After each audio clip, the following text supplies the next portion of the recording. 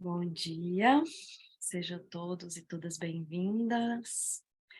Nosso curso IES, Yoga, Educação e Espiritualidade. Hoje a gente tem a nossa aula 21, o tema é Aprender através de Histórias. E quero agradecer a presença de todos vocês aqui, pedir para manterem os microfones fechados, as dúvidas a gente tira no final da aula. E aproveitando aqui um momento para lembrar do nosso encontro presencial, a imersão no Yoga Integral de Sri Aurobindo e a Mãe, que vai acontecer no final de julho. Então, quem tiver interesse, me chama, vai ser um encontro muito auspicioso, a gente vai celebrar, a gente vai colocar em prática muito do que foi falado aqui, né? Aprofundando os temas, integrando todos os temas e tirando muitas dúvidas também que houverem ao longo desse caminho até lá, né? Então, espero que vocês possam estar com a gente.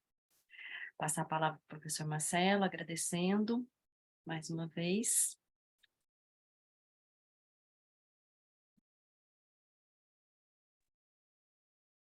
Bom dia a todos. Sejam bem-vindos, bem-vindas a mais uma aula do curso IES. Hoje estou um pouco resfriado, então a minha voz não é a melhor, mas vamos fazer o melhor esforço. Agradecer, primeiramente, e hoje vamos talvez compreender ainda mais porque gratidão, gratitude, como que é a palavra mais usada lá no Brasil? Gratidão, gratitude, gratidão, gratidão, beleza. Então, por que gratidão é a virtude mais elevada, mais importante? Então, mas, obviamente, tem que ser não da boca para fora, né? Tem que ser de verdade, tem que ser completa, de coração, vamos dizer, em termos simples. De coração, quer dizer, sentir de verdade e com compreensão. Hoje vamos falar sobre isso. Bom, então, agradecer os mestres, os grandes mestres, em especial os mestres do Yoga Integral, Sri Aurobindo e a mãe. Agradecer o mestre Ramesh por tudo, principalmente por facilitar de uma forma tão clara, tão verdadeira, tão generosa o acesso aos ensinamentos que de outra forma seriam muito mais difíceis. Agradecer o pessoal da escola, Nada Brahman, Raquel, Luciana. Agradecer o essencial, Prema, no Brasil. Agradecer Lucas também, Lucas De Robertis, no apoio da comunicação e o design. Bom, fazendo uma breve introdução, hoje o tema é aprender através de histórias. Talvez a aula de hoje seja a mais importante do curso, né? Mas às vezes parece que não é. Ou que o tema é muito simples, eu já sei disso. Mas essa aula provavelmente vai ser a mais importante. Só que as pessoas às vezes gostam, né, de ter informação. Mas vamos comprovar por quê. Então, a gente já falou da educação integral. Educação integral. Já temos uma visão não só do que é uma educação integral, senão da importância de educar todos os aspectos do ser humano, certo? Não só um ou outro.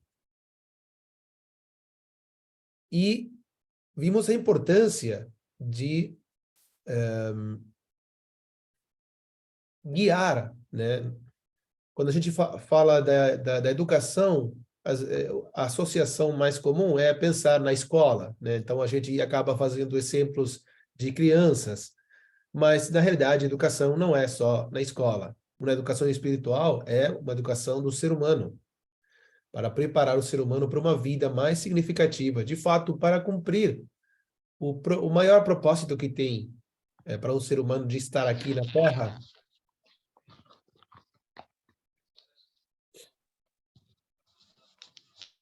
que é o progresso espiritual. Mesmo que a pessoa não seja consciente disso, mesmo que não queira fazer,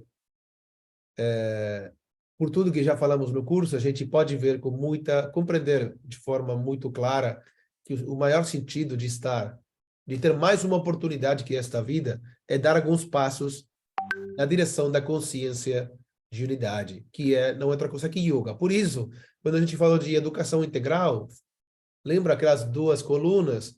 De um lado yoga, de um lado educação? São dois aspectos de um mesmo caminho. Talvez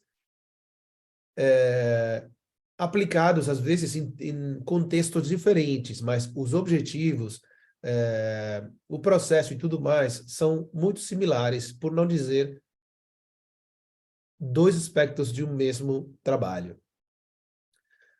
Agora, na educação integral, a gente tenta atrair, vamos tomar como exemplo as crianças, né? Mas não é só crianças, é qualquer pessoa, guiar ou atrair a pessoa, se sentir interessado, valorizar, né? Não atrair no sentido de convencer ou fazer um entretenimento do assunto, senão que a pessoa se sinta inspirado a trilhar, né? A caminhar um caminho e possa fazer da vida uma vida mais significativa. E possa trazer mais significado para a vida, né? E onde a pessoa possa ter um maior bem-estar na sua vida, um nível maior de plenitude, de harmonia, de felicidade, de cura, etc. São palavras diferentes para expressar a mesma realidade, que podemos sintetizar em bem-estar. Então, que permita que a pessoa possa ter um maior bem-estar permanente na sua vida, independentemente das circunstâncias externas. Para a maioria das pessoas, hoje em dia, incluso depois de ter feito muitos anos de yoga, muitos anos de cursos de yoga, ainda nosso bem-estar depende muito das circunstâncias externas. Então, isso é uma evidência.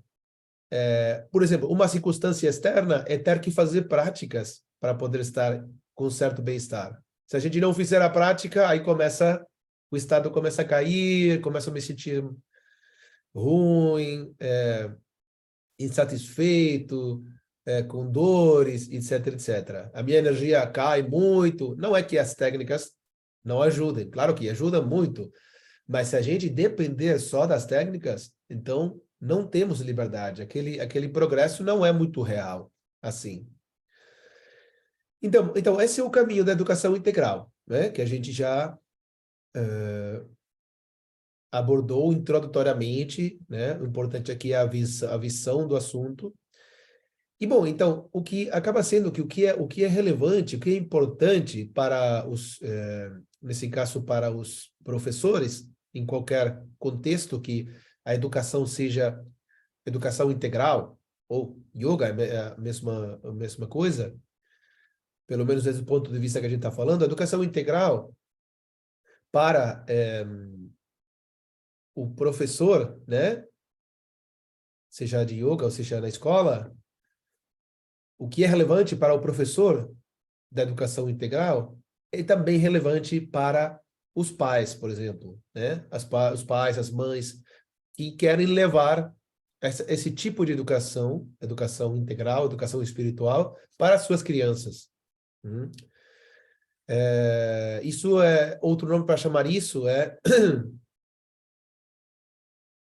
educação evolutiva. Tem uma pessoa, vamos dizer, um, um professor dos Estados Unidos chamado David Marshak, que ele escreveu um livro e está bastante envolvido no tema da educação, vamos dizer, posso falar criança evolutiva em português? Correto? Criar um filho pode ser criança? Não, criança não. Criar um filho, como que é? Bom, então, depois alguém me fala. Criança é uma criança, né? Mas como é o substantivo de criar um filho? Então, a gente tem o verbo educar, não sei se seria Educar, esse exatamente. sim. Bom, Alguém sabe mais algum? em espanhol tem quando você cria um filho, né? Criar um filho é o substantivo, né? Quando você quer usar essa palavra, chamamos de criança, né? A criança de alguém, a educação de alguém. Bom, talvez tenha uma... Em português, acho que a palavra é criação, a criação de um filho. Ah, bom, então é por aí. Obrigado, cara. Então deve ser criação, então, tá bom? Não é criação de criar, de gerar alguma coisa, senão criação de educar um filho. Então, pode ser, então mais perto, né? Então, aí, aprendi mais uma palavra. Bom, então, o que é relevante para os professores é relevante também para os pais e as mães na criação dos seus filhos. Okay? Os pais e as mães que querem levar a educação integral para a vida, para seus filhos. E, ao contrário, né? O que é relevante para os pais e as mães é relevante para os professores, porque são dois aspectos da mesma realidade. Mas também a função dos professores, isso tem muito a ver com yoga, vamos dizer, professores que estão na função, né, de educador nesse sentido. Pode ser um pai ou uma mãe, ou pode ser um professor da escola, ou um professor de yoga. Mas uma função muito importante, que às vezes né, não fica tão evidente, fica um pouco invisível, né? Não tão visível, porque a gente concentra muito nas técnicas e nos ensinamentos, é que nossos esforços, né, como pais, mães, professores, etc., devem estar voltados a ajudar as novas gerações, né, que estão sendo educadas, ir um passo, um estágio além do que a gente foi, né, em termos evolutivos. Tá bom? Então, isso é talvez o mais importante da educação espiritual, da educação integral, é levar as crianças ou os alunos num nível superior do que a gente conseguiu, né? Para que eles possam continuar o progresso espiritual. Bom, hoje o tema é sobre histórias. Histórias. E, de fato, a gente já viu uma história, uma grande história, que é o Bhagavad Gita, né? A história de Krishna, Arjuna. E, nesse momento, falamos que talvez, né, esse livro, esse texto, o Bhagavad Gita, entre todas as qualidades que tem, maravilhosas, tem a característica de estar no contexto de uma história. E o que faz uma história? Uma história é mais, vamos dizer, amigável, né, em termos de compreensão, muito mais do que filosofia abstrata, né? É muito mais fácil de lembrar uma história do que, não sei, uma história de longa, vamos dizer, do que lembrar tanta informação abstrata, né, tantos conceitos. E além disso, é simples, é mais simples, né? Qualquer um pode entender. Qualquer um pode compreender, qualquer um pode se conectar. E como não exige uma capacidade intelectual muito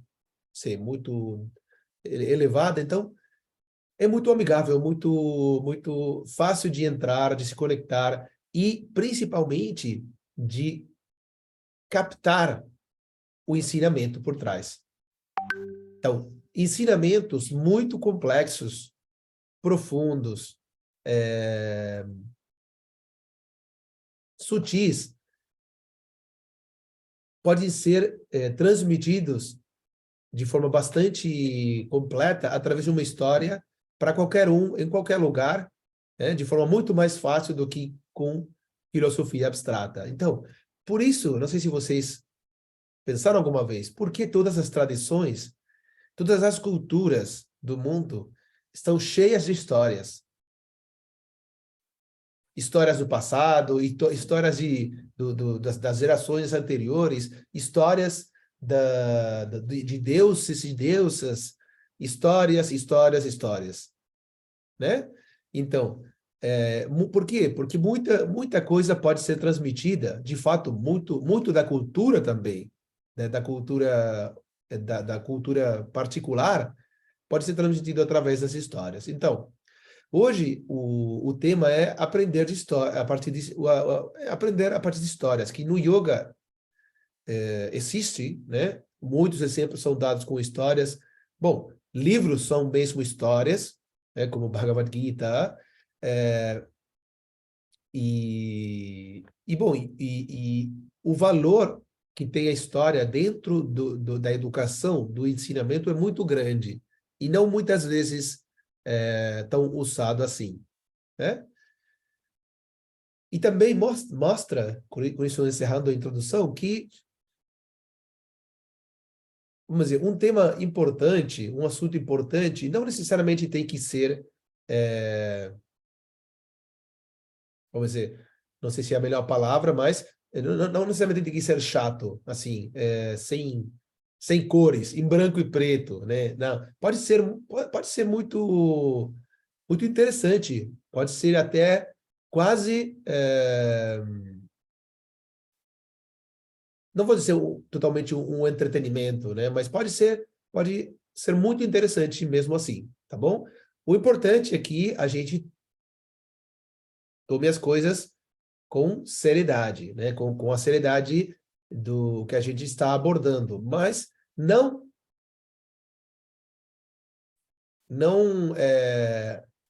como dizer, não extremamente sério, tá bom? Não virar, a mãe falava isso, não seja extremamente sério, né? Sempre ter um espaço para a flexibilidade, né? Para ter um pouco de humor também é muito importante. Então, tomar os ensinamentos de forma séria, mas não extremadamente séria. Bom, então, hoje vamos começar com uma história que não é muito conhecida. Pelo menos desse lado do mundo, que é uma história que a mãe escreveu em 1904, que é uma história muito profunda mesmo. Vamos abordar introdutoriamente, né? Mas porque isso é o que a gente pode fazer com esse pouco tempo. Uma história sobre as virtudes, e que a mãe escreveu em 1904, e é uma história que a mesma mãe coloca uma história para crianças ou para jovens e adultos, né? Que uma história para todo mundo. Realmente é muito profunda e tem muitas camadas de compreensão, né? Mas é sobre as virtudes. Então, antes de entrar nas apostilas, a mãe usa nessa história, obviamente, como toda história tem, muitas analogias, muitas imagens, né? Simbologias também, que são extremadamente apropriadas, né? Para o que que a mãe quer levar como significado, né? Bom, então vamos compartilhar essas apostilas e vamos falar um pouquinho mais sobre isso.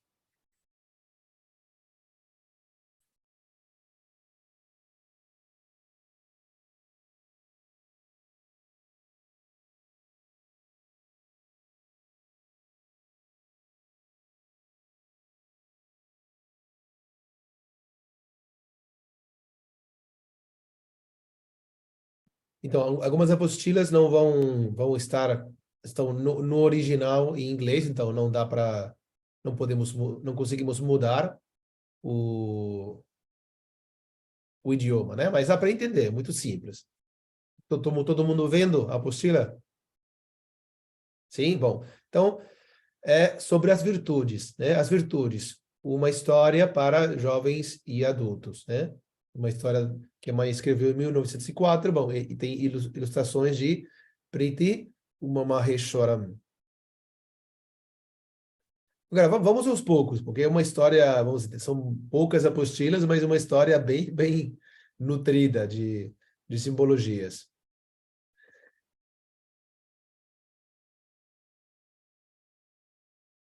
Então, tem um palácio em uma nuvem muito alta, e é o Palácio da Verdade. Vamos ver o que isso significa. Espera aí.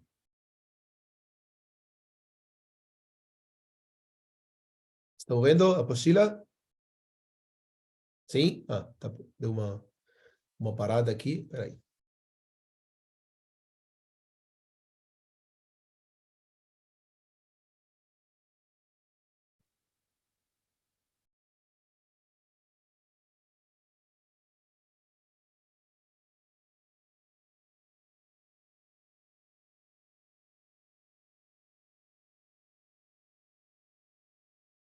Bom, vamos mais uma vez, espera aí.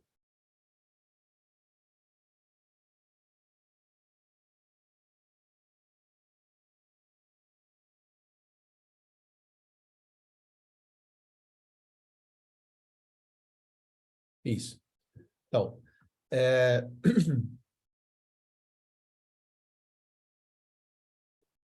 estão vendo a apostila? Certo? Correto? Sim? Tudo bem? Bom, qualquer coisa, só me avisar.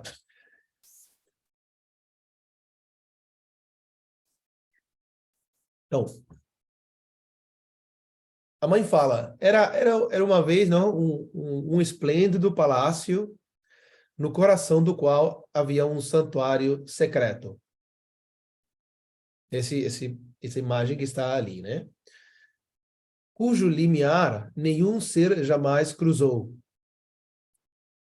Além disso, nem mesmo suas galerias mais externas eram quase inacessíveis aos mortais, pois o palácio ficava sobre uma nuvem muito alta e muito poucas, em qualquer época, independentemente da época, poderiam ou conseguiram encontrar o caminho para ele, para o santuário secreto. Agora vamos ver toda essa simbologia. E o nome desse palácio é o Palácio da Verdade. Palácio da Verdade. Bom, vamos devagar com as simbologias. A mãe fala não só do palácio, né, de forma completa, como uma unidade, se também deixa ver que tem sim, camadas ou diferentes níveis, né, no palácio. Quer dizer, tem um santuário secreto, no coração, né, do palácio, tem, quer dizer, no centro, na parte principal, tem um santuário secreto. Então, tem o palácio, vai ter algumas galerias, né? E tem um santuário secreto, quer dizer, que tem diferentes níveis. Isso vai ser importante para a história. E o santuário secreto quer dizer que significa algo que é muito difícil de alcançar, né? Por quê? O nome do palácio é o Palácio da Verdade, né? Porque alcançar a verdade total não é simples, né? Então, já ali, a gente já pode começar a ver qual é o sentido da história. Normalmente, quando vamos fazer agora entre parênteses, vamos explicar o que quer dizer a verdade nesse contexto. Normalmente, quando a gente pensa na palavra verdade, tem a ver com os fatos, né? Quando uma pessoa, não sei, diz para outra, fale a verdade, quer dizer, fale o que verdadeiramente aconteceu, né? Ou quais foram realmente os fatos. Mas esse não é o sentido da verdade, entre aspas, total.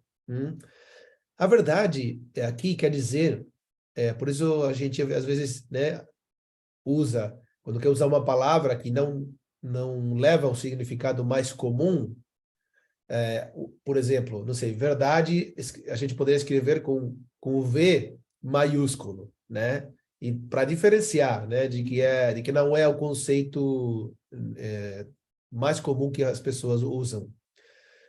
Então, a verdade com V maiúsculo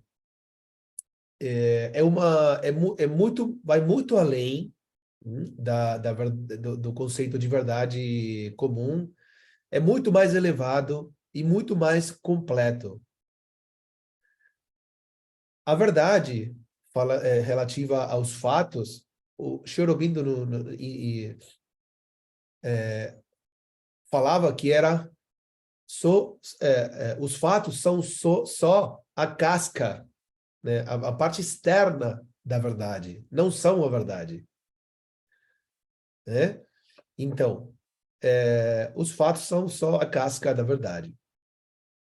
Então, a verdade total, a verdade com V maiúsculo, é muito além, muito mais elevado e completo do que o conceito comum da verdade. E por isso a gente chama de verdade total, né? Por dizer assim. A verdade total incorpora tudo o que é. Uma coisa que vocês viram em todas as aulas desse curso, que a gente já está chegando para o final, é essa visão da totalidade. A visão integral é a visão da totalidade. Não deixa nada de fora. E não quer mudar nada, só quer transformar os diferentes níveis para que eles possam funcionar à luz da guia divina e não à luz da guia do ego, que é o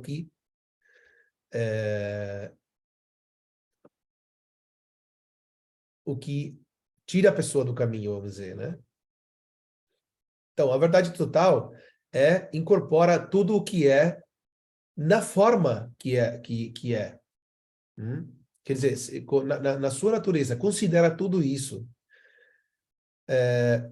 Então, a verdade total, que considera, incorpora tudo o que é como é, então não tem diferença com o divino, com aquilo que a gente chama de divino, o absoluto, né? Porque isso, o divino não é outra coisa que a realidade, o que é completo, o que não é outra coisa que dizer o absoluto. Então, não tem diferença.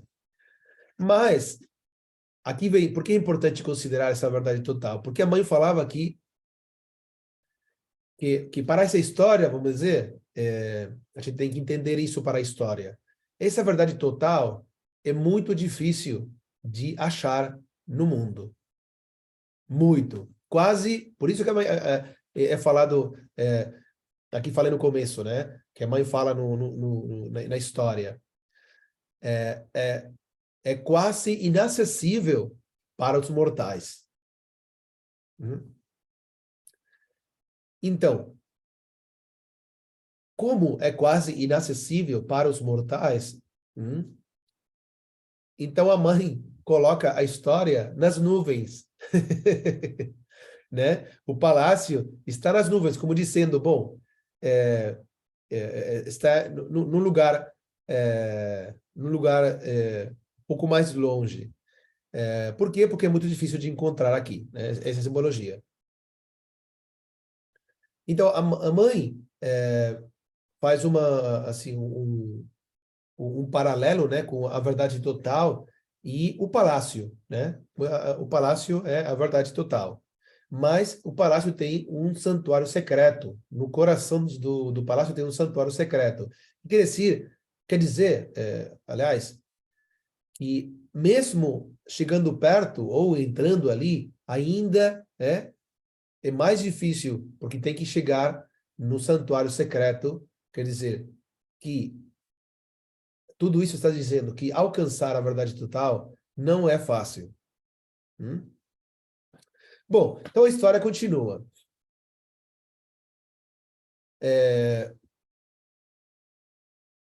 Mesmo que esse palácio, vamos sair um pouco avançar na história.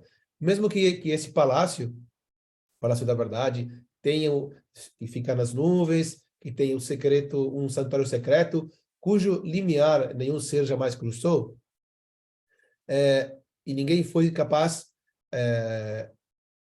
de cruzar totalmente esse limiar e ver a verdade total, até mesmo suas galerias mais externas. Se tem um santuário secreto, isso tem ao redor, né, certas galerias, que agora vamos ver quem aparece ali. Mesmo estando bem perto, ninguém cruzou e chegou à verdade total. Mas essas galerias, mais externas, têm sido quase inacessíveis aos mortais. Não podemos nos identificar facilmente com a verdade total. Mas mesmo para chegar muito, muito perto,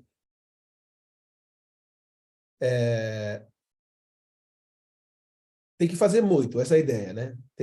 Muito deve ser feito para chegar perto, e por isso, muito poucas pessoas, em qualquer época, foram capazes de encontrar o caminho, até mesmo o próprio palácio, nem falar de entrar no palácio, o Palácio da Verdade. Então, é o Palácio da Verdade onde acontece a história.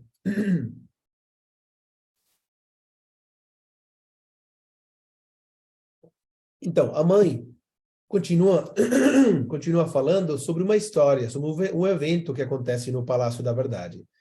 E é uma festa. Tem uma festa no Palácio da Verdade, no salão, nas galerias externas, né? E, bom, esse salão, antes de falar quem eram os convidados da festa, o salão era chamado de Salão da Inteligência. Também aqui tem outra simbologia interessante. O Salão da Inteligência, porque os alcances mais altos da inteligência podem chegar bem perto da verdade, mas ao mesmo tempo eles nunca podem chegar à verdade total.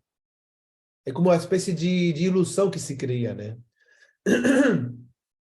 Então, o salão, as galerias externas não são o santuário secreto. Mas o salão chamado de inteligência pode chegar bem perto. É um salão que tem muito atrativo, né? Por toda a ornamentação que tem.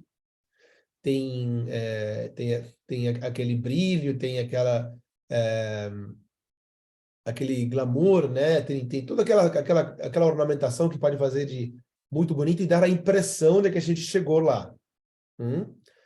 Mas nos dá a impressão de que as mais altas dimensões da inteligência alcançaram a verdade total. Mas não é assim. Não é assim. E por isso que o salão é chamado, como está muito perto, mas não é o santuário secreto, é chamado o salão, a mãe chamou de o salão da inteligência. As pessoas que estão na festa, os convidados, não são pessoas comuns. São deuses e deusas. E a mãe continua dizendo que são deuses e deusas que na Terra são honrados com o nome de virtudes. Então, as virtudes são as que estão na festa, cada uma veio por sua própria conta, mas logo formaram grupinhos, né, de afinidade, a gente poderia dizer. Bom, estavam muito felizes de... Peraí, vou colocar a outra. Estavam muito felizes, tá vendo aqui, de estar juntos. Um festival para deuses e deusas na Terra, honrados como virtudes. Então, estavam muito felizes, e não só de se encontrar, isso também é bonita essa comparação, de se encontrar, porque a mãe fala que então, essa é a primeira vez que estavam todas juntas, porque geralmente estão espalhadas, né? Já podemos começar a ver a simbologia das virtudes, né? São espalhadas pelo mundo, isoladas, alguma por aqui, outra por lá. Embora não estejam, né, totalmente ausentes no mundo, geralmente são separadas. Né? Dificilmente uma pessoa incorpora todas elas juntas, né? E ao mesmo, vamos dizer, ao mesmo tempo. Então é por isso que a mãe diz que elas estão amplamente dispersas e geralmente aparecem isoladas, um pouco aqui, um pouco lá. Mas finalmente aparecem juntas aqui. Então, pela primeira vez, estavam juntas e estavam muito felizes, como acontece, né, em qualquer festa, né, tem uma grande assim, senso de alegria, de felicidade. Vamos ver individualmente, brevemente, as virtudes que estavam presentes. Temos mais uma imagem. Então, o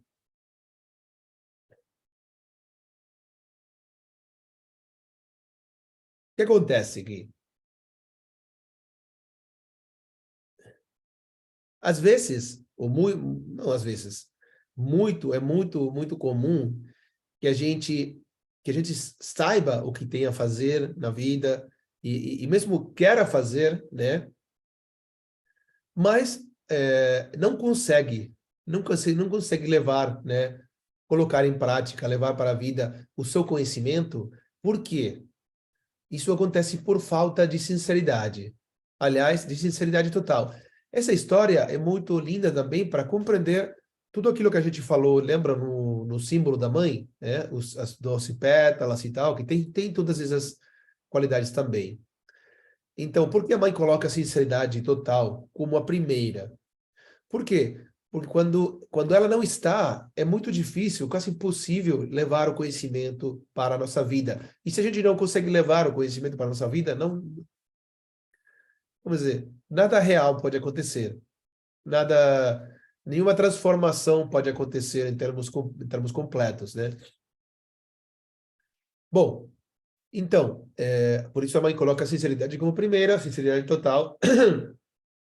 E por que a sinceridade total não se expressa completamente? Bom, por distrações que temos, pela falta de sinceridade e, às vezes, algumas outras coisas, como o que a gente vai ver aqui. Então, a mãe coloca a sinceridade como a primeira virtude, né, que aparece aqui, e era a rainha da festa também, né? Também outra simbologia que a mãe usa, como vocês podem ver aqui, né? Parece um vestido branco, né? Bom, mas na realidade, o vestido era um manto transparente. Por que transparente? Porque a sinceridade significa que você deve ser capaz de ver completamente através dela. Quer dizer, que deve ver as coisas como elas são, né? Projetar as coisas exatamente como elas são, e agir em relação ao que você realmente sente, né? De ser o que você realmente pensa, né? E ter uma unidade, ter essa coerência interior, né? Então, quando a gente às vezes as pessoas perguntam, bom, é muito difícil ser sincero, né? Como que eu faço? Não, é muito simples, aliás, né? Seja quem você é, né? Fale o que você pensa, faça o que você quer fazer, né? Quer dizer, ter essa simpleza, esse alinhamento. Obviamente que não quer dizer fazer qualquer coisa, né? Mas a sinceridade total, né, tem a ver também com estar em sintonia com a alma. Então, bom, como a alma está, a sinceridade está vestida com um manto transparente, né? Isso é o que a sinceridade verdadeiramente é, né? E essa simbologia também quer mostrar que é muito importante essa transparência, né? Essa questão de ausência, como se fosse uma água bem limpa, né? Que permita ver através dela sem distorções. Vamos ver se está aqui, mas também na história. Acho que está. Dá para ver aqui, sim. Tem na mão, tá vendo aqui na mão direita, que tem raios de luz saindo dali? Bom, isso representa um cubo de cristal. Acho que o cubo do mais puro cristal. Isso está também simbolizando, né, um cristal, né, você sabe, né, como se fosse uma lente, né, através do qual as coisas podem ser vistas realmente como elas são.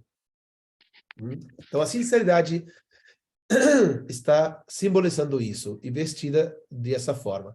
Mas, para ver as coisas exatamente como elas são, e não ver elas com distorção, etc., etc., precisamos desse cristal, o cristal da sinceridade. O cristal da sinceridade. E a sinceridade que pode ser alcançada, né, a partir dessa visão cristalina, permite ver as coisas de forma real, sem distorção, sem ver elas diferentes do que elas são. Agora, não é a única sinceridade, não é a única, não é a única. A sinceridade é o que permite colocar em prática qualquer outra virtude. Isso é importante, por isso aparece como primeira. E bom, e por isso a mãe tem dado esse lugar central, chamando a sinceridade da rainha da festa, e da festa que está acontecendo onde? No Palácio da Verdade. Mas a sinceridade precisa de companheiros perto dela, como guardiões, né? Guardiões fiéis. Precisa ter companheiros que sejam, né, que cuidem dela, que ajudem ela, para manter ela intacta, né? E precisa pelo menos dois companheiros, dois guardiões fiéis, né? Um é a humildade, que aparece aqui. Bom, e é importante aqui ver a descrição da humildade que a mãe dá, né? Que é uma humildade ao mesmo tempo respeituosa e também, né? Certa consciência, certo orgulho, né? Mas ao mesmo tempo, quer dizer, uma humildade que tenha como a gente falou no símbolo da mãe, que tem consciência da nossa realidade atual, da onde a gente está, né? Às vezes a gente fala, né? Manter os pés bem no chão, né?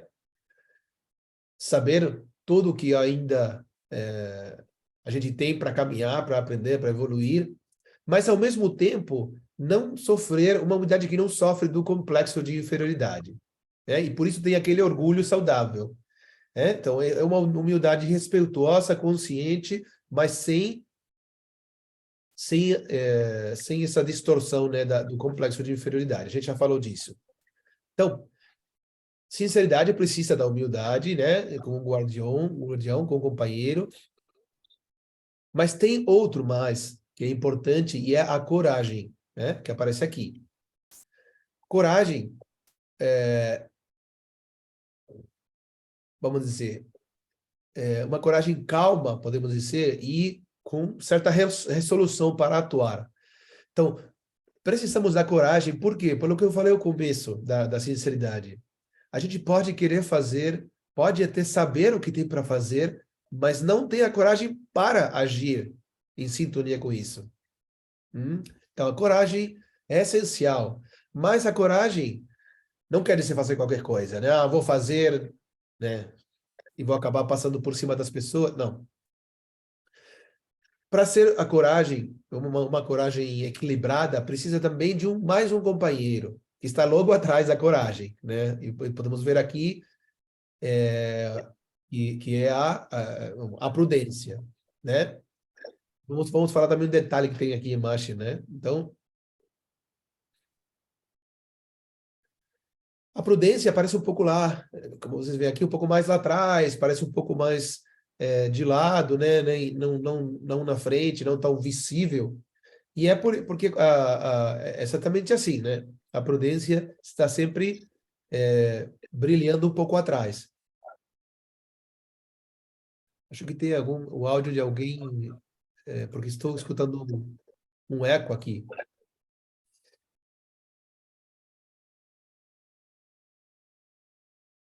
Sim. Agora sim. Bom, a prudência, então, é necessária junto com a coragem, porque a coragem é forte, é verdade, né? Então, mas essa força não deve ser usada de forma precipitada. Esse é o assunto. Coragem não significa que a gente possa ser mal educado, precipitado, fazer qualquer coisa, né? Tem que ser usada com prudência, com moderação, né? Usando o bom senso, Bom, o senso comum, bom senso, o equilíbrio, né? Ora, olha só, olha só aqui as mãos, né? As mãos que está a mão da coragem por cima, né? A mão esquerda da coragem por cima e a mão direita da prudência por baixo. Isso também tem uma simbologia. Quer dizer, que, vamos dizer, que a prudência, vamos dizer, está, vamos dizer, como apoiando, estando um pouquinho lá atrás, ajudando, né? A coragem, trazendo moderação, né? Para o uso da coragem, mas não deve passar à frente, não deve ser usada como uma desculpa para a fraqueza, pela falta de coragem, né? Que pode ser usado, bem fácil de ser usado, né? Usando a desculpa da prudência, né? Não ter a coragem necessária para agir. Então, bom, é uma boa companheira, né? Mas a prudência não deve dominar a coragem. Esse é o assunto, né? A prudência não deve se tornar uma desculpa para a fraqueza e a falta de coragem. Por isso que tem a mão por trás e por baixo, está um pouquinho também por trás.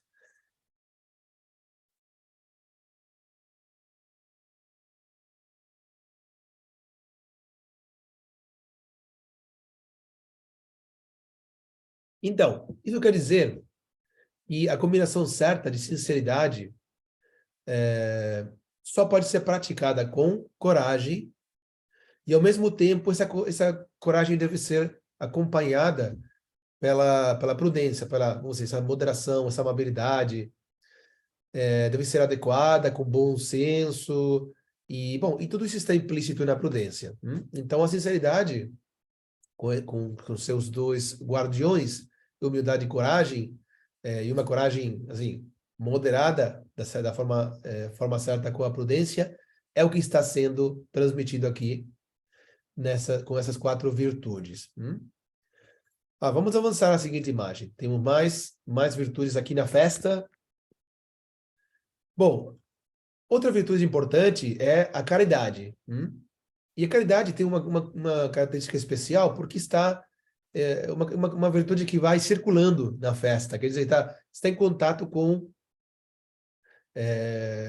vai e vem em contato com todas o resto das virtudes.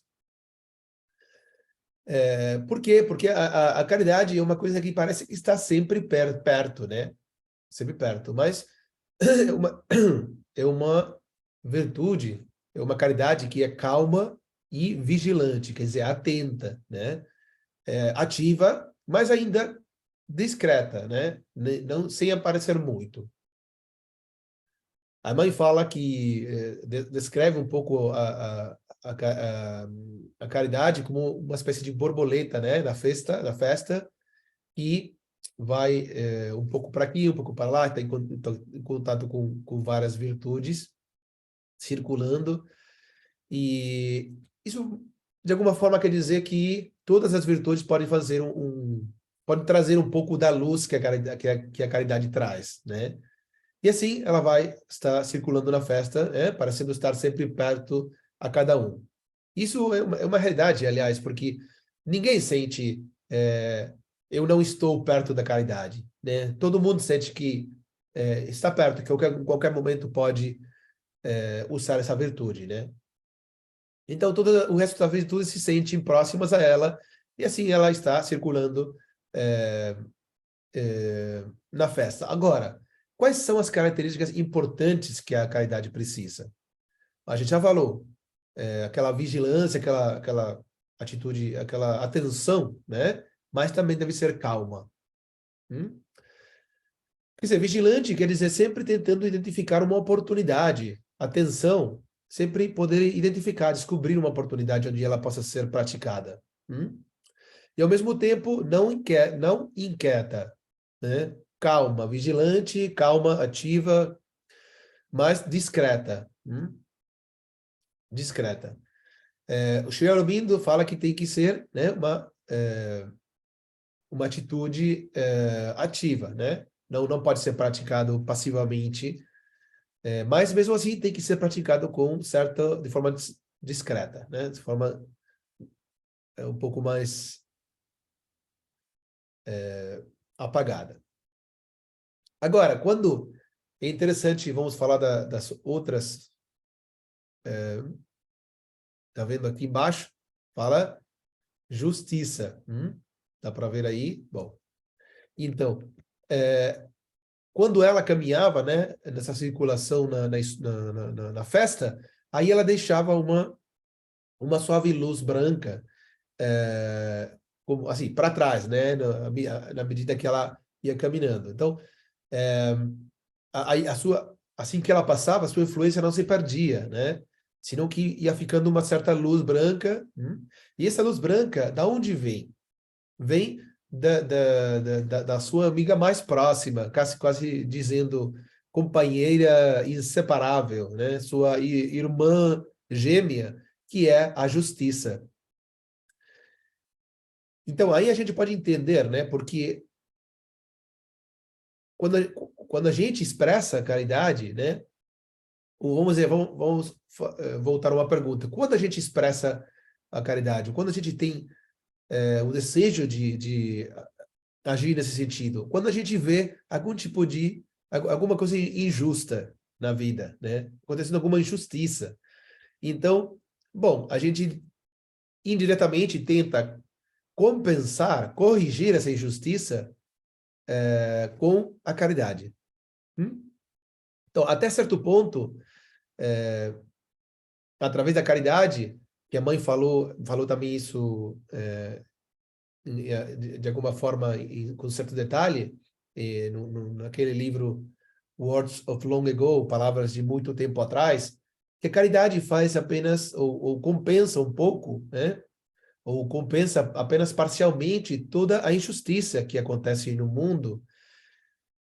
Bom, e a justiça total que pode tornar a caridade redundante só pode acontecer quando há uma mudança de consciência, né? Quando há mudança suficiente na consciência que o mundo continue ou o mundo seja dominado pelo amor ao invés do ego. Então, quando não tenha mais injustiça, quer dizer, quando o mundo seja completamente guiado pelo amor, pelo ser psíquico e não pelo ego, então não vai ter mais injustiça. Então, a caridade vai ser redundante, mas até que isso aconteça, vai ter algum tipo de injustiça e a caridade continuará sendo necessária. Compensa, em palavras da mãe, compensa parcialmente as injustiças do mundo. Então, a justiça é a irmã gêmea da caridade, né, que está ali na festa, e empresta para a caridade aquela luz sutil que ela deixa para trás.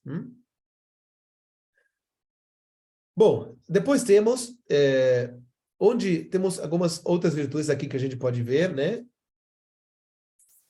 Mas a caridade também precisa de guardiões, né? De alguns guardiões, alguns companheiros, que são esses que estão aqui: a bondade, a paciência, a gentileza e a solidão.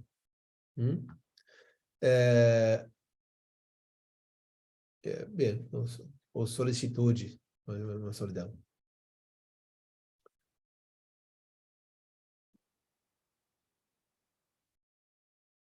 E por quê? Vamos dizer, precisa desses companheiros, desses guardiões.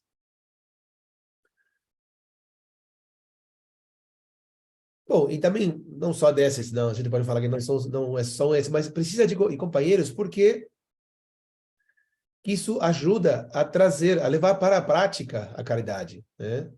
Então, de modo que não é possível que aconteça a caridade sem que a gente observe a injustiça, e também não pode haver caridade sem bondade, sem paciência, sem gentileza, né? Sem ter a vontade de assim, estar disponível para ajudar e tal. Bom, então, a questão é que a festa estava em pleno andamento, bem? Todas as virtudes estão muito felizes de estarem juntas, mas então, de repente, no limiar dourado, chega alguém. né? Chega alguém. Aparece alguém, estava vestido assim, de maneira muito simples, uma aparência muito comum, né? E os guardas sentiram que não havia nada em sua aparência para impressionar eles, né, os guardiães, né? Então, não queriam deixá-la entrar, né? Mas ela entrou, finalmente ela entrou. Era muito jovem, magra, vestida de branco e bom, e as virtudes que estavam dentro começaram a se amontoar, né? Começaram a falar entre elas, se perguntar uma a outra, né? Quem é ela? Quem é ela? Se alguém conhecia, né? Bom, então e começaram a olhar estranho para ela. Então, bom, a virtude que tinha chegado começou a ficar um pouco tímida, né? Envergonhada. Então ficou meio assim como afastada, né? E se perguntando o que deveria fazer, né? Qual seria seu próximo passo? Aí, bom, as virtudes que já estavam na festa começaram a falar entre elas, né? Que queriam saber quem ela é. Então, finalmente, foi como a gente poderia imaginar, foi a prudência, né? Deu um passo à frente e, bom, e finalmente se aproximou e perguntou, né?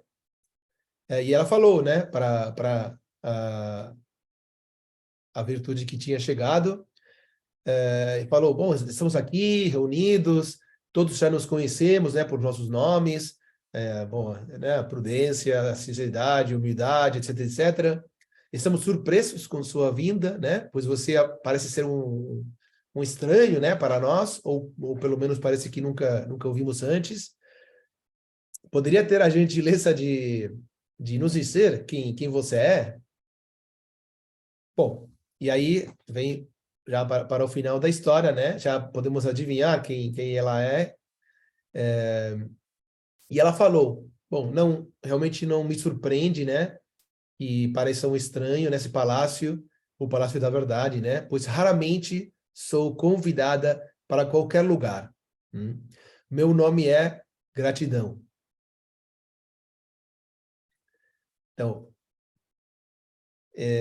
Então, agora, bom, aí acaba a história, né? Espera aí que não coloquei aqui, tá bom? Aqui chega a imagem de ela chegando, os guardas no palácio, todas reunidas, olhando para a recém-chegada. A prudência fala e a gratidão responde, meu nome é Gratidão.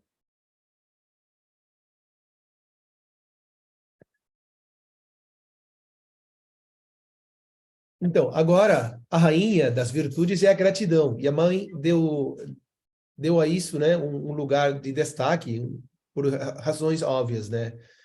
Uma pessoa com um ego gigante não pode ter gratidão. Uma pessoa que não é humilde não pode ter gratidão. Uma pessoa que não tem a generosidade, né, de reconhecer o que os outros fizeram por ela ou por ela e não ser mesquino, né, e de ser o obrigado ou gratidão, né, não pode ter gratidão. Uma pessoa que não tem senso de justiça, né, de fazer as coisas de forma assim boa, não pode ter gratidão. Uma pessoa que não tem coragem de reconhecer que é muito comum isso, gente, né? A coragem de reconhecer que a pessoa recebeu tudo que a pessoa recebeu dos outros, né, não pode ter gratidão. Então, finalmente, ser grato verdadeiramente, esse é o assunto, não da boca para fora. Verdadeiramente grato não apenas é dizer obrigado, né? Ou gratidão. Não é uma coisa externa. Senão realmente sentir, né? E sentir isso requer muita verdade, muita honestidade e sinceridade. Bom, então todas as virtudes são incorporadas, né, à gratidão. Por isso a gente falou em aulas anteriores como que a gratidão lembram, é a melhor oração. A gratidão verdadeira. Então todas as virtudes são incorporadas à gratidão e isso é porque esse lugar de destaque que a mãe deu na história. Né? Então na história que a mãe escreveu, né, e em 1904, que, bom, recentemente, em 2020, foi assim, publicado pelo Sri Aurobindo Ashram Delhi, né? As Virtudes, uma história para jovens e adultos.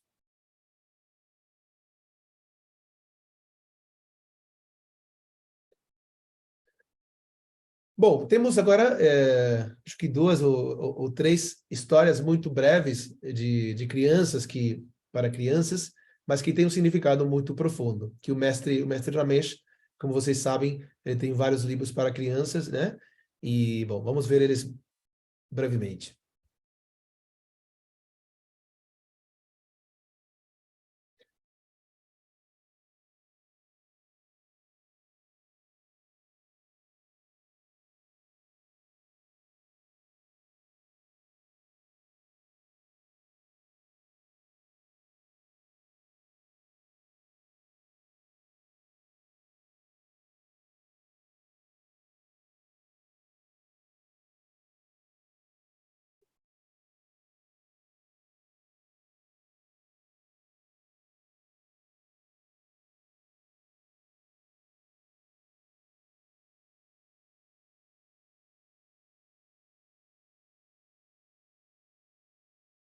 Então, essa história Deepa, o nome o nome indiano, né?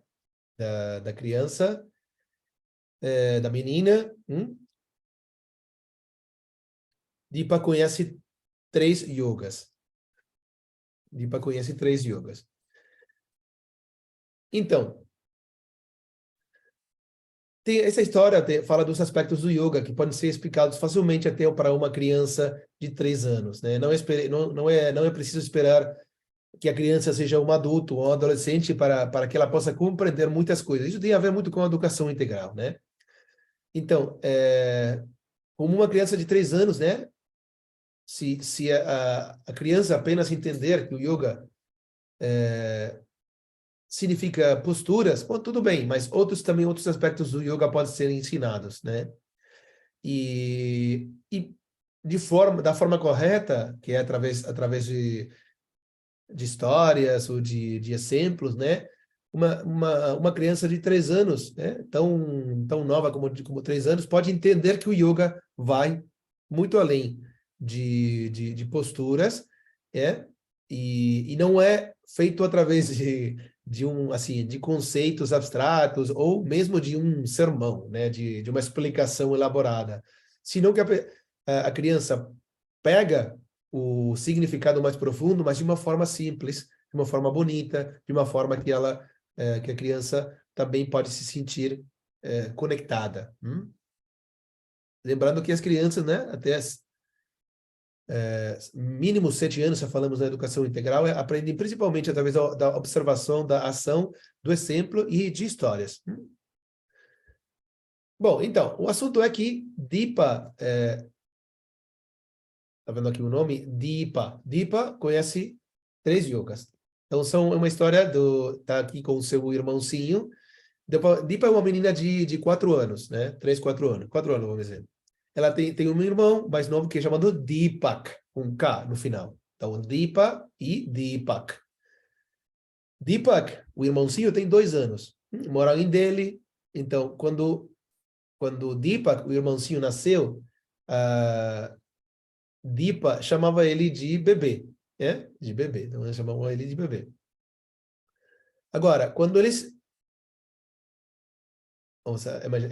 então, chamava de bebê.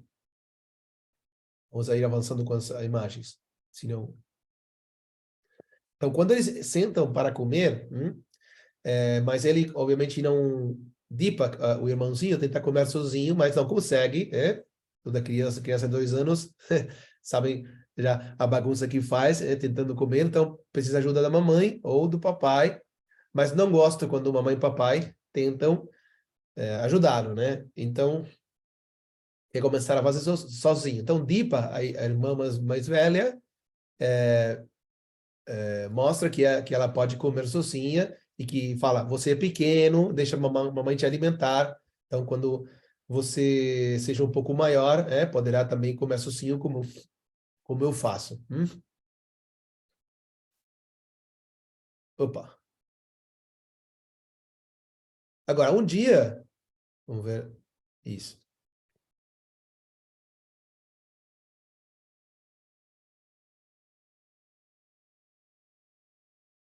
Um dia, para avançar na história, um dia a mamãe fala para as crianças, vamos ver os avós. Então, eles moram em Mumbai, né? A história fala que eles nasceram em Delhi, não sei, imaginamos que eles ainda moram em Delhi na história, então vão visitar os avós em Mumbai. Mumbai fica bastante longe, né? Talvez uns 1.500, 2.000 quilômetros de Delhi, mais para o sul, então uma grande viagem. Aí, aqui é verdade. Então, muito longe, a viagem é longa, então a mamãe fala, então, Deepak, o irmãozinho, né? O menino, ele fala, bom, mamãe, se é muito longe, então eu vou no teu colo. Mas Deepa, a irmã, né, começou a rir muito, porque dizia, bom, esse bebê não tem consciência da distância, né? Ninguém pode ir caminhando até Mumbai. Vamos lá de trem. Aí eles foram de trem, né, que estão se preparando, que estão no trem, sabe, os trens na Índia tem essas, qual é o nome? Beliches. Tem essas beliches aqui. Então eles foram, foi muito divertido e desfrutaram muito de estar no trem. Chegaram na casa dos avós, os avós ficaram muito felizes de ver eles, amaram Deepa e Deepak, né? E a avó fez para comer, fez doces muito, muito deliciosos, né? E as crianças adoraram. Aí, Deepa, sabe, na Índia, o avô e a avó chamam de nano e nani, em hindi, né? Então, chamam assim. Então, Deepa, a irmãzinha, pergunta à mamãe, mamãe, por que você não faz esses doces?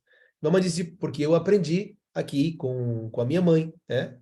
Então, eu também ainda continuo aprendendo. Os adultos também continuamos aprendendo coisas, né? E aí Deepa pergunta, por que você chama de Nani, a avó? E ela responde, bom, Nani é o que como chamamos as nossas mães. A avó, vamos dizer, né? Então, de forma assim engraçada, Deepa começou a dizer, então eu vou também chamar de mamãe, né? Como a mãe dela, a mãe da Deepa, chamava mãe, a avó, então a Deepa falou, então também vou chamar de mamãe. E vão continuaram rindo, né? E brincando ali. Agora, vem a segunda parte da história. No dia seguinte, os avós de Deepa e Deepak, das crianças, levantaram cedo de manhã e estenderam os tapetes no chão. Aí eles começaram a ver os avós deitados no tapete e começaram a fazer alguns movimentos engraçados, né? Deepa foi e perguntou para a mãe, né? O que os avós, o que Nano e Nani estão fazendo? E ela falou, estão fazendo yoga. Alguns movimentos que são chamados de yoga. Aí o bebê, Deepak, começou a imitar, né? A imitar. E Deepa, a irmã, chamou a mamãe. Mamãe, Deepak, o bebê está fazendo yoga, né? Aí, então, Deepa pensou, "Bom, então eu também posso fazer yoga." E começou a copiar Deepak. Os avós faziam yoga todos os dias, né? E aí começaram a observá-los, né? E começaram a copiar os seus movimentos. E, de fato, podiam fazer, as crianças podiam fazer tudo, e até sem o aquecimento, né? Bom, de fato, essa é a melhor forma de criar o hábito nas crianças, né? Está dizendo muito isso. Fazer as práticas, a criança é muito mais fácil criar o hábito ao observar os pais e as mães, ou os avós fazê-lo, né? Por quê? Porque eles sentem que, pela observação, como a gente falou, que isso também é uma parte normal da vida. Como comer, dormir, né? Então, a criança incorpora o hábito, né? E começa a fazer. Então, aprende, mas de uma forma muito natural, sem esforço. Esse é o poder do exemplo. Né? Então, isso traz, de fato, o princípio um dos princípios da educação integral que o Sr. Aurobindo colocou, né? Que nada pode ser ensinado. Se não, quer dizer, um aspecto de nada pode ser ensinado é se não tem interesse, nada pode ser ensinado. Então, é importante criar o interesse. Eles aprendem porque eles querem. Né? Então, as crianças sempre querem aprender coisas novas, incluindo posturas. E é por isso que as crianças começam espontaneamente a copiar. Outro aspecto de que nada pode ser ensinado é que o conhecimento, de fato, é inerente. Já está em nós. E quando se trata dessas posturas, bom, muitas posturas são parecidas aos movimentos que as crianças, pelo menos, fazem naturalmente. E as crianças, ao fazer, não se machucam, não tem nenhum problema, porque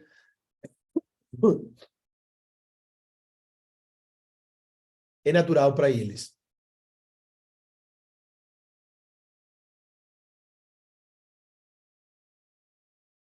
Bom, então, Deepak e Deepa faziam tudo, né, copiando os avós. E Deepa podia fazer quase tudo, né? Mas o bebê, né? Tinha algumas que não conseguia. Por exemplo, né, a postura da árvore, sabe aquela? Vrikshasana. E aí, Deepa falava, bom, quando você seja um pouco maior, quando você crescer, você também vai poder fazer.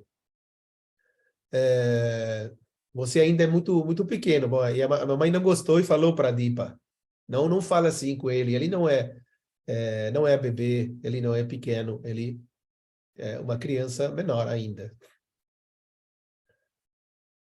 Agora, um dia, estão imitando, né? Tá vendo? A postura. Aí um dia, essa aqui, um dia, as crianças viram os avós meditando. Aliás, eles não sabiam que era meditação, né? Viram os avós sentados numa postura, a mãe falou, fica em silêncio para não perturbar. Então, aí Deepa perguntou, mamãe, o que os avós estão fazendo? Mamãe respondeu, eles estão meditando, assim bem bem baixinho, né? Isso também é yoga. Eles, fecharam seus olhos para ouvir melhor, porque quando os olhos estão abertos, vemos mais do que ouvimos. E quando os olhos estão fechados, não vemos nada, e portanto podemos ouvir melhor. Então Deepa perguntou o que eles estão tentando ouvir. E a mamãe respondeu, eles estão tentando ouvir a Deus. Aí Deepa ficou pensando e perguntou para a mãe, por que você também não faz yoga? E a mamãe respondeu, eu costumava fazer tudo isso, mas agora não tenho tempo, né? Às vezes você quer tempo, às vezes seu irmão quer meu tempo, minha atenção, então eu vou começar de novo quando vocês forem um pouquinho maiores. Então eu vou fazer isso. E aí Deepa falou, bom, me desculpe, mamãe, por não permitir que você possa fazer isso, que vocês possam fazer yoga. Mas a mãe respondeu, não, nada disso. Nada disso. Meu yoga agora é esse. Ia dar um abraço enquanto abraçava, né? Dar um grande abraço profundo, né? Em Deepa e Deepak, né? Então, o Deepa e Deepak estavam muito felizes por receber o abraço. Mas Deepa perguntou, como isso pode ser yoga? E a mamãe disse que se o yoga nos aproxima a Deus, então eu vejo Deus em você e em Deepak. Então é por isso que quando eu te abraço, me sinto mais perto de Deus. Aí Deepak correu para o papai e falou: papai, mamãe me ensinou o que é yoga. Agora sei que isto é yoga, né? Posturas. Meditar é yoga e abraço também é yoga, né? Então, é o final da história. Então, aqui tem vamos dizer, um exercício para as crianças fazer, né? Qual desses três são yoga e qual não? Obviamente, né? Meditar, posturas, abraço são yoga e brigar não é yoga. Então, esse livro tem mais uma história muito breve. Esse é um livro do mestre Ramesh. Deepa conhece três yogas e Anita lida com uma briga. Também é bonito. Vou compartilhar aqui.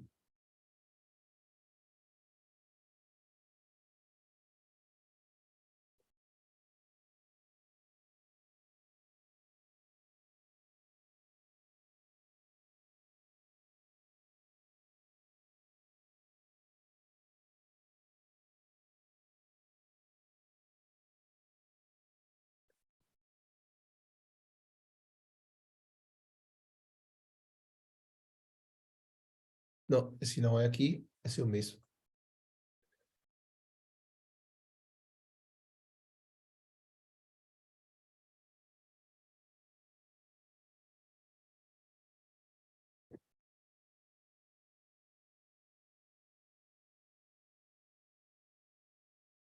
Peraí.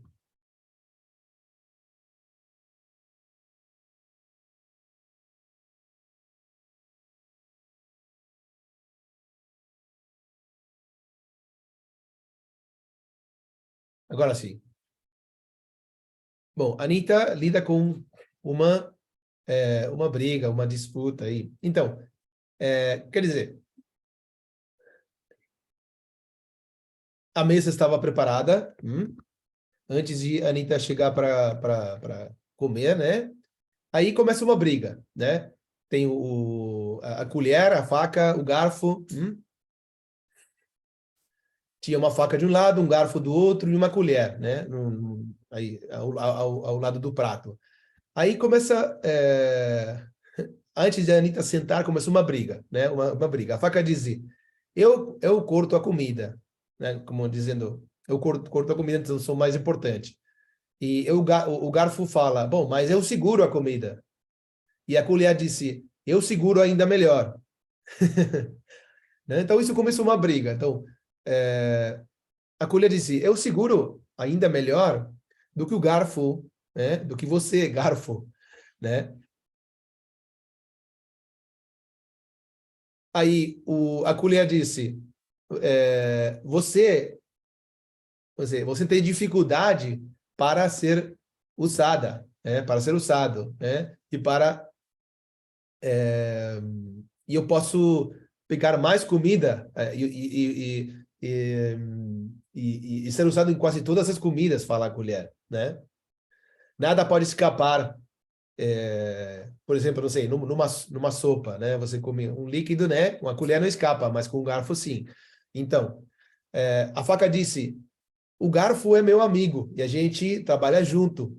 Aí a briga era entre a faca e o garfo e a colher, né? Então, podemos fazer juntos, faca e garfo, o que você não pode, falam para a colher, né? E é por isso... Mas a colher disse, eu posso fazer tudo o que vocês dois não podem. E muito mais. E é por isso que a Anitta, a personagem da história, usa mim tantas vezes. Agora, a briga, né, virou tão intensa, né, que ficaram os três assim meio do lado, né, como é possível ver aqui, né. Começa a briga, né? E aí a Anitta senta para comer e vê, olha essa briga ali, e bom, e decide comer com a mão. Como elas não paravam de brigar, pediu para elas não brigar, parar, mas elas não pararam, então Anita colocou a comida no prato e quando viu que não parava de brigar, então começou a comer com a mão. Não vou, a Anita pensou, não gosto dessa briga, vocês não param, então vou comer com a mão. Eu não preciso nenhuma delas. E ela decidiu comer com a mão. Comeu, né? Agora a faca não cortava, o garfo não segurava nada e a colher não conseguia fazer nada também. Mas aí a Anita ainda tinha sua comida. Então, ela pegou, depois de comer, comeu com a mão, pegou o prato e levantou. Levantou. Foi embora. Aí, o que aconteceu? Peraí, tem um áudio de alguém.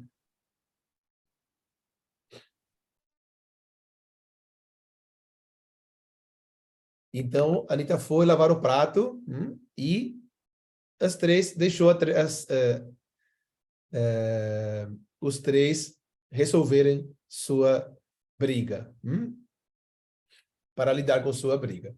Então, quando essa história é contada para crianças, em geral, a reflexão é que não devemos brigar uns com outros. Bom, mas essa história vai muito além disso. Leva a uma reflexão de que, da mesma forma, a faca, o garfo e colher, que são instrumentos, vamos dizer, para uma função, eles não são capazes de fazer nada, a menos que, nesse caso, a gente pegue os instrumentos e dê um uso para eles. Então, da mesma forma, os instrumentos no ser humano, os instrumentos não podem fazer nada sem a mão do divino. E uma mensagem que está implícita na história, de uma maneira sutil, né? Então, é assim que deve ser levada para as crianças e não como uma forma de sermão, né? Você deve fazer isso ou aquilo. Então, essa é a forma de levar essas histórias para ser internalizadas. E essa é a segunda história que está no livro, nesse livro.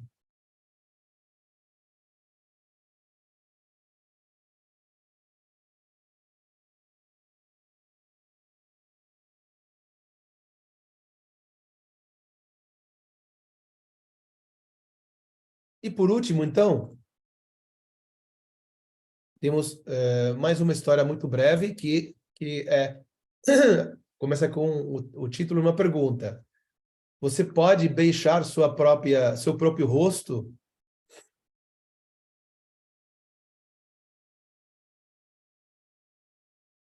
Também levando um significado espiritual, como todos.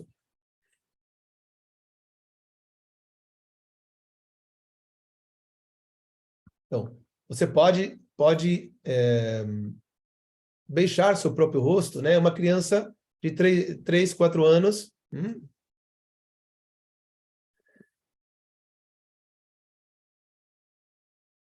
É uma história de uma menina, né? Maia, 3 anos, 4 anos, né? E as crianças, quando têm 3 anos, 4 anos, elas ficam muito felizes porque elas começam a poder fazer mais coisas, né? E começam a se sentir como que não são bebês, vamos dizer, né? Então, querem fazer mais coisas por eles mesmos. Opa!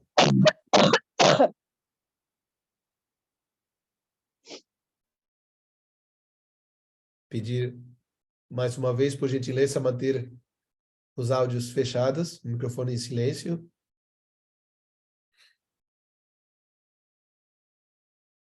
Bom, então elas querem fazer mais coisas, né?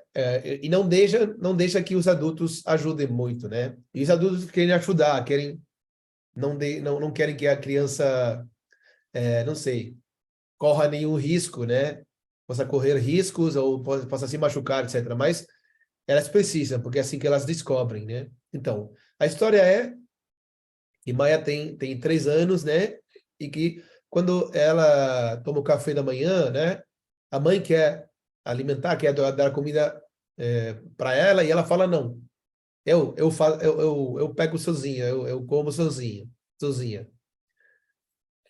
Quando a mãe quer essa... Ou ela tá fazendo um desenho aí.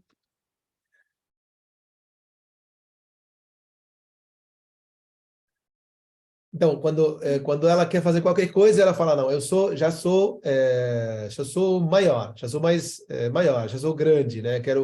Mãe quer alimentar ela fala, eu faço. Quando ela quer fazer coisas novas e a mãe tenta ajudá-la, ela faz, não, eu faço sozinha, né? Quando, quando a mãe quer ajudar ela subir as escadas, ele já fala, eu faço sozinha. Quando a mãe quer ajudar ela a escovar os dentes, ela fala, eu faço sozinha.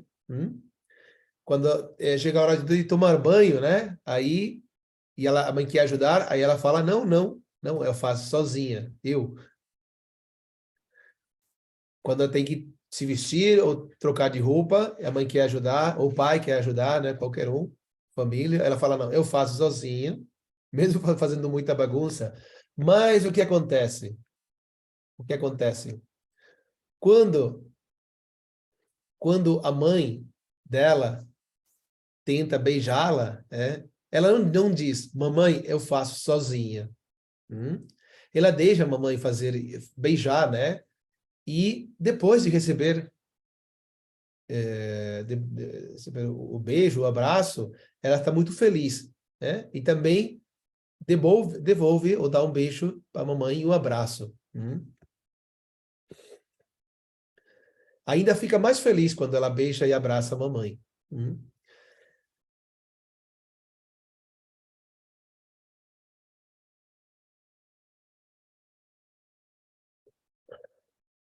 Obviamente, a mamãe deixa, né, que ela dê um beijo, fica muito felizes, mas ela sabe que não pode beijar seu rosto. Maia sabe que não pode beijar seu próprio rosto, né? E a mamãe de Maia também não pode beijar seu próprio rosto, né? Então, a história acaba, né, quando ela vai dormir, né? Então, a mamãe dá um beijo nela e ela dá um beijo na mamãe. E uma imagem do cachorrinho aqui, eu também não posso beijar meu próprio rosto. Você conhece alguém que possa beijar seu próprio rosto? Essa história. Então, o que traz essa história, finalmente, é o sentido do amor. Né? Peraí.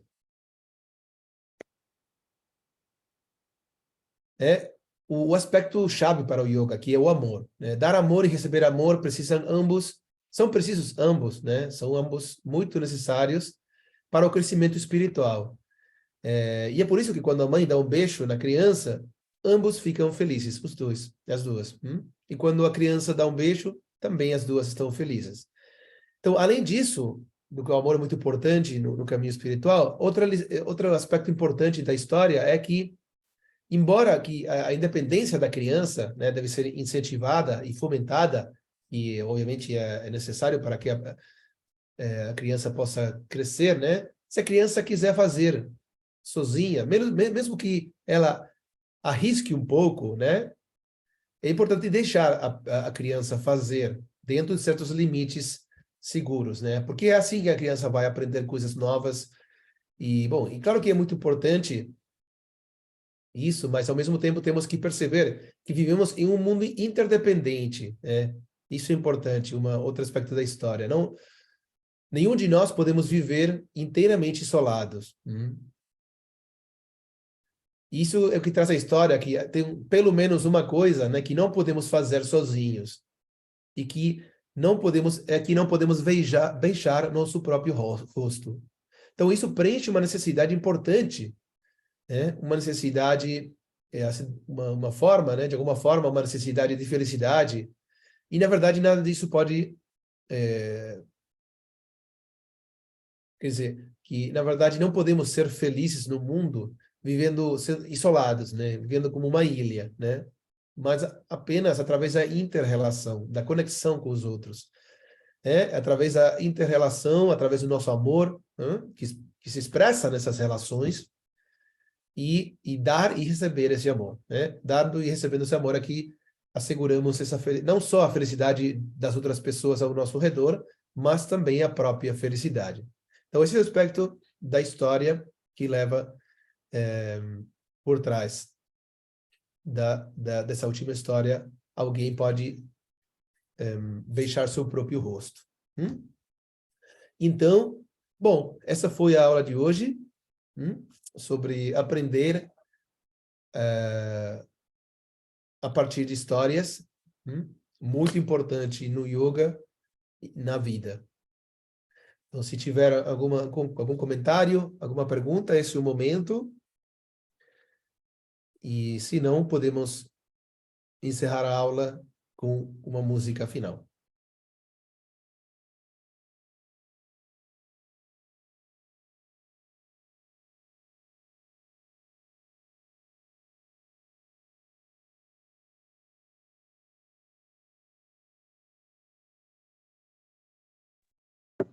Uma pergunta.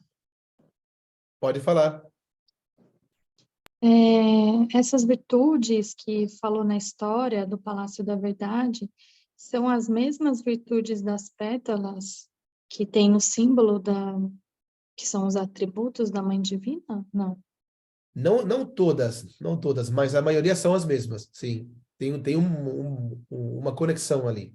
Tá Quer bom. dizer, não é uma coisa assim 100% igual. As 12 que estão nas pétalas aparecem aqui na história. Não, é uma adaptação. Mas quando fala de sinceridade, de humildade, de bondade, o significado disso é o mesmo.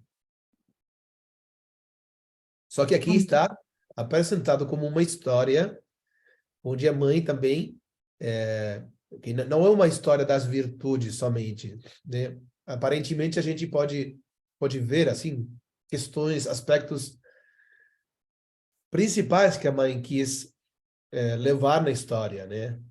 Tudo o que a gente falou no começo do Palácio da Verdade, do que é a verdade total, de que é quase inacessível para os mortais. Isso é um aspecto muito importante, aquela santuário secreto. Depois vem a questão das virtudes, do que é cada virtude, do que precisa, da conexão entre elas. E, por último, a gratidão, né? Tem um ênfase muito grande na gratidão. E, então, aparentemente, pelo que eu posso ver, não é a intenção da história não é ser uma história baseada exatamente nas pétalas e nas qualidades, nas 12 qualidades do símbolo da mãe, mas sim, obviamente, a essência de cada uma que aparece na história é a mesma. Bom, obrigada. Obrigado. Depois, você poderia passar alguma referência para a gente se aprofundar assim, nessas virtudes da simbologia? Acho que você já passou, né? Algum livro da mãe que fala sobre isso, mas não sei se eu anotei. Sim. De fato,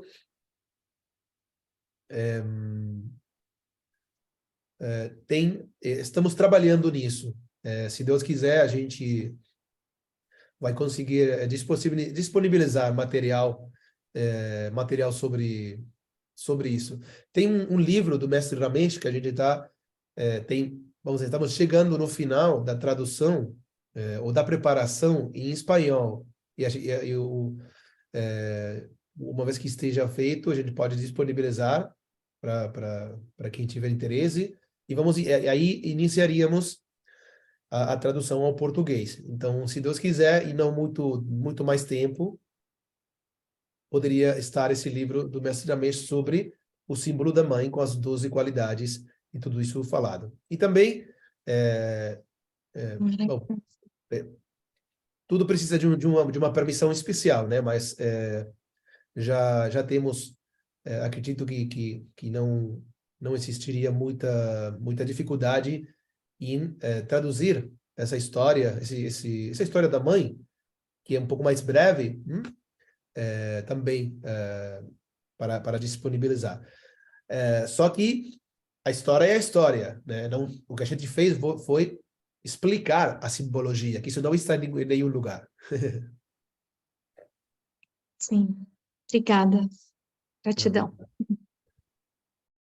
A Marta fala, quando termina o curso? Bom, já estamos completando. O curso, temos... já podemos anunciar. Próxima terça-feira temos satsang com o Mestre Ramesh. Vai ser o último desse curso.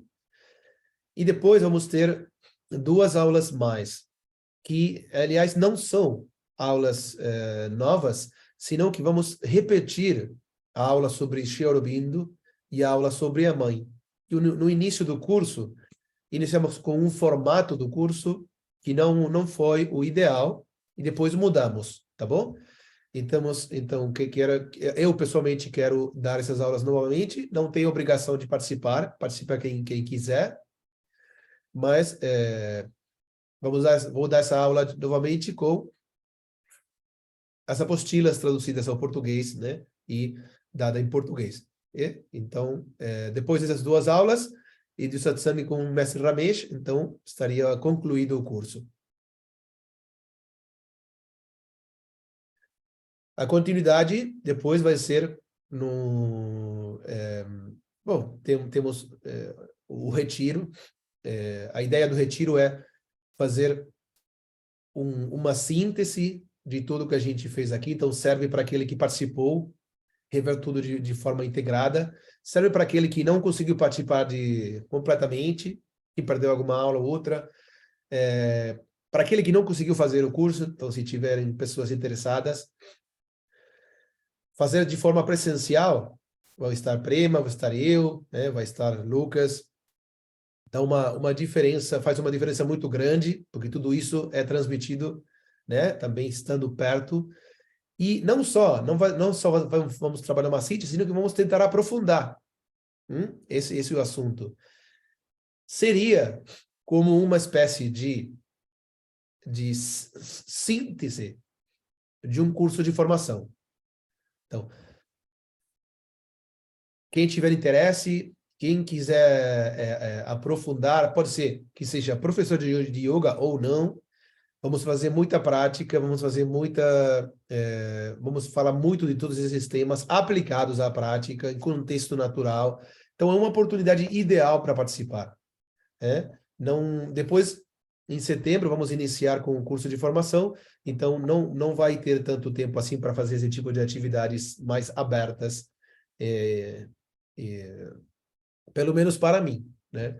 Então, é um momento para aproveitar e, como é aberto a todo mundo, para também, como eu falei outro dia, divulgar e contar, não só divulgar uma arte, né? Senão falar para as pessoas, né? Sabe que o boca a boca é sempre o melhor, porque a pessoa, vocês já conhecem, já sabem, já experimentaram, já vivenciaram. Então, esperamos todos vocês lá. Só vai acontecer se vocês participam, né? Sem vocês não tem curso, não tem retiro, não tem nada, tá?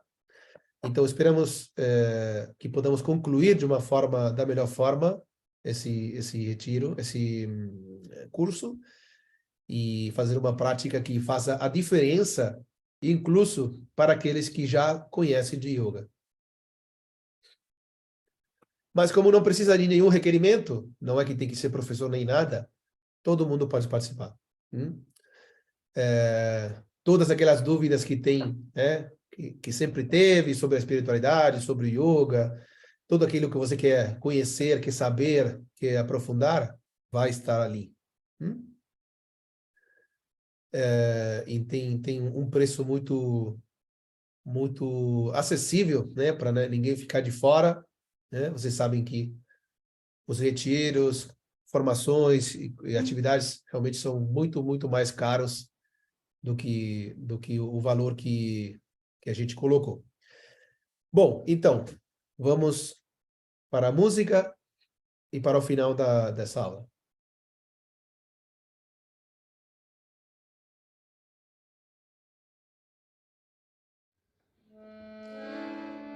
स्थिर रहो मेरी चेतना, ओ मेरी चेतना, ओ चेतना।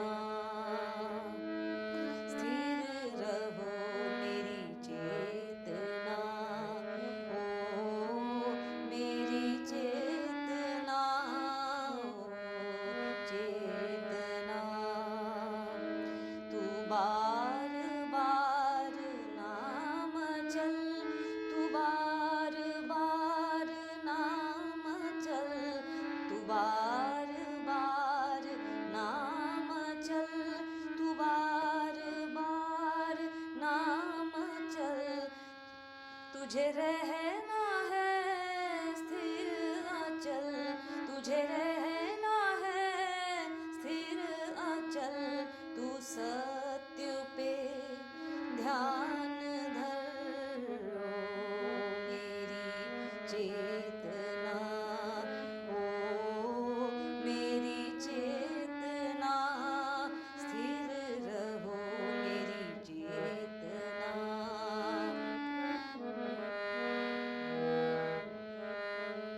समत्व भाव मन में ला, माही हो तेरा पता। समत्व भाव मन में ला, माही हो तेरा पता। जुड़ तू माँ के प्रेम से, जुड़ तू माँ के प्रेम से।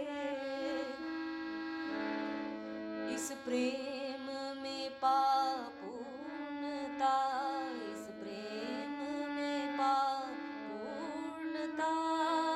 स्थिर रहो मेरी चेतना, ओ मेरी चेतना।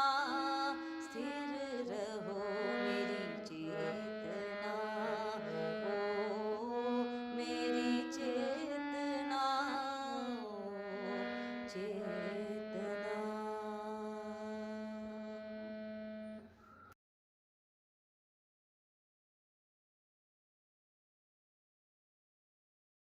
Namastê. Tenham todos uma boa semana.